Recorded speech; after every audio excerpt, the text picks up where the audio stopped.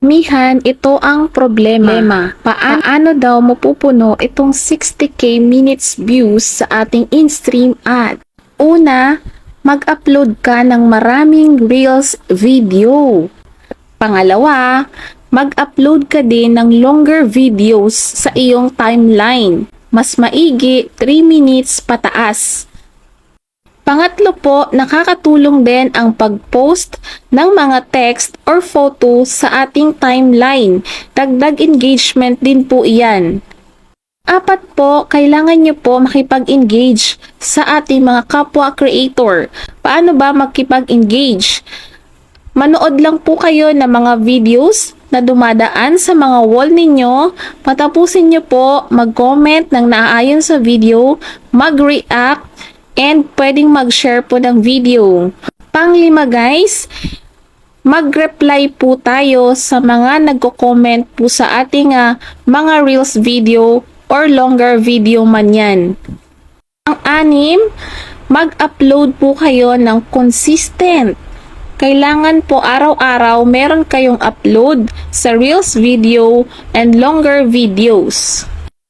Kapag napuno nyo na guys ay ang 60k minutes views, so for setup yan and for approval pa, kailangan nyo po guys, i-delete nyo na po ang mga pwedeng ma-violate or pwedeng masilip yan ni Lolo Med. So, kung wari meron po kayong mga TikTok watermark, i-delete mo na yan.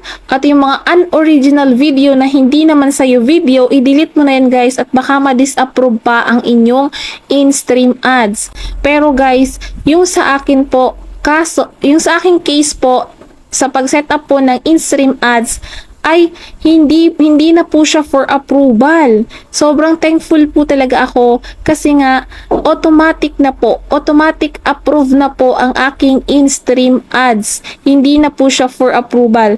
Pero kung kayo guys ay gusto nyo pong ma-set up yung in-stream ads nyo, alisin nyo po, i-delete nyo na po muna ang inyong mga violations. Sa activity log, i-delete nyo po dyan guys kung matatagal na ang inyong mga violation. For example guys, 2021 pa or 2019 pa, i-delete nyo na po yan guys. Linisin nyo muna ang account nyo bago nyo po i-set up yan. Okay, so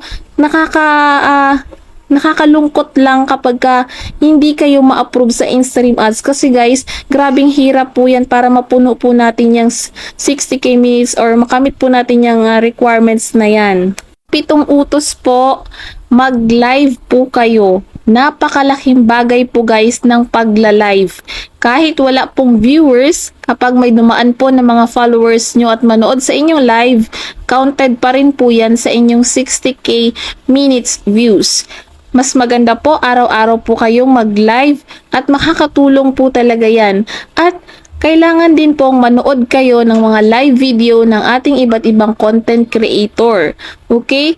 So yun lamang guys, I hope na nakatulong po ito at wag na wag kang susuko kung hindi mo pa man yan nakukuha ngayon, may tamang time para sa'yo. So laban lang and keep it up guys. Share mo tong video guys para naman makatulong tayo sa ating mga kapwa creator. God bless!